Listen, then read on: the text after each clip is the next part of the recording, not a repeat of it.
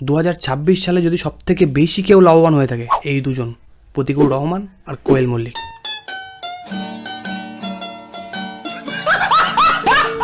আমার মনে হয় এরা যদি প্রশান্ত মহাসাগরে স্নান করতে নামে সমুদ্রের জলও শুকিয়ে যাবে। এই যন্ত্রণার যে কি ফিলিংস আমিও বুঝি। সত্যি রৌদ্রে সারাক্ষণ ফিল্ডিং করার পর হাতে ব্যাট আসার আগে যখন আমাদের ওপেনার ব্যাটসম্যানরা ব্যাট করে সব ওভার শেষ করে দিত, আমাদেরও বুকের ইভিএম হ্যাক হয়ে যেত। যদিও এদের মতো আমি ফিল্ডিং করতাম ম্যাচ জেতার জন্য না, শুধুমাত্র ব্যাট করার জন্য।